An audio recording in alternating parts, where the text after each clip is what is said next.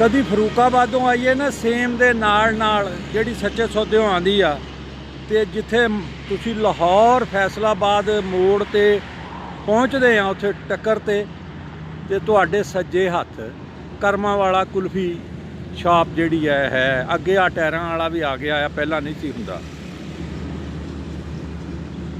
यह petrol pump आ Faisalabad road है, माना वालों आ रही है सड़क फैसला माना वाला पनवा शाहकोट खुड़िया वाला फैसलाबाद ये हो गई।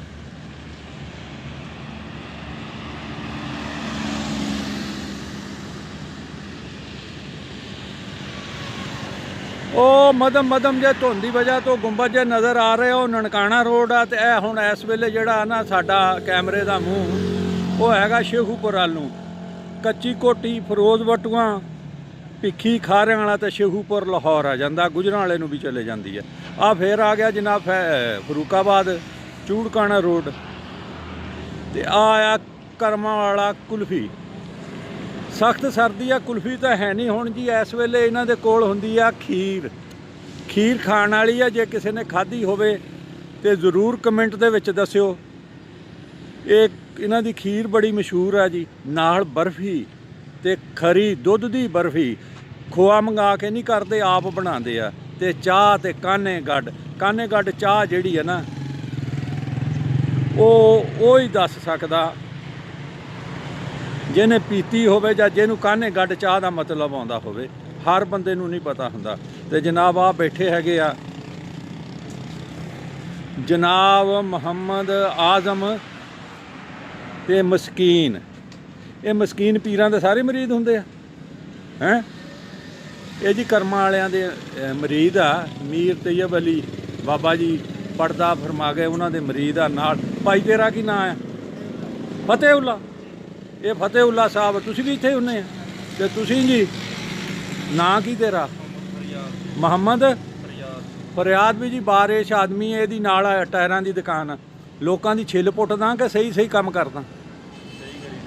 ये तो नहीं जेड़ा आ गया फस गया वो पेंचर ला के कहता ट्यूब नवी पैनी है, कहता नहीं जी। हाँ जी ये जी इस दुकान नूं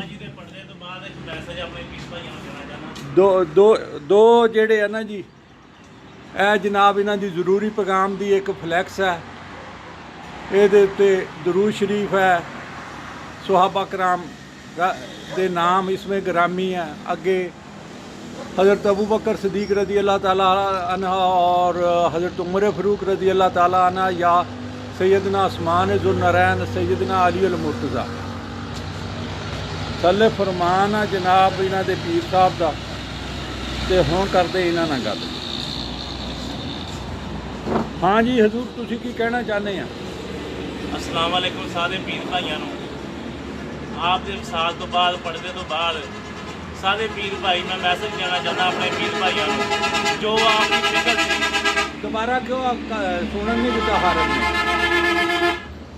अस्सलाम वालेकुम सारे पीर भाइयों को आप दे वसाल तो बाद जो आपकी फिक्र सी तबलीग दीन दी, ठीक है। तबलीग साडी जिहड़ी आ वो ये आप कहंदे सी भी मिलाद शरीफ की तबलीग करो भी घर एक महीने एक दिन जिहड़ा वा वो सारे पीर भाई इकट्ठे हो गए, बेली इकट्ठे हो गए किसी पिंड चल जान। जो तो बाद अब या घर जान या जो तो बाद जिन्हें नमाजी उन्होंने दसना कि असी हज़रत करमाल शरीफ तो आए, आपका हुक्म पीर बाबा जी सैयद मीर तईयब अली शाह बुखारी आपका हुक्म घर मिलाद शरीफ करो।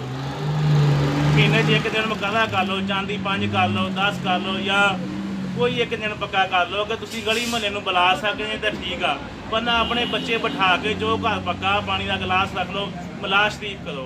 आप ये तबलीग सी जो भी आप गल करते सी, जो भी दरबार शरीफ जाइदा सी आप तबलीग का कहते सी भी बेलियो तबलीग कराया करो, तबलीग कराया करो।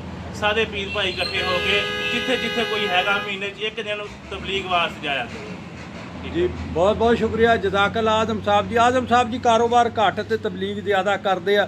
रिजक का जुम्मा चूँकि अल्लाह ने चुकिया है, रिजक इन्हों लभी जाता, पल्ले बन के ना टुरते पंछी ता दरवेश। आ पई जनाब इन्हां दी बर्फी ते खीर कित्थे पई?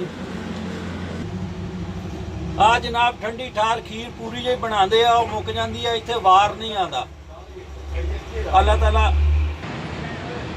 आसानियाँ अता फरमाए और आसानियाँ वंडन का शरफ अता फरमाए। आमीन। हसते रहो तो वसते रहो, शाद रहो तो आबाद रहो। पाकिस्तान पाइंदाबाद, अफवाज पाकिस्तान जिंदाबाद।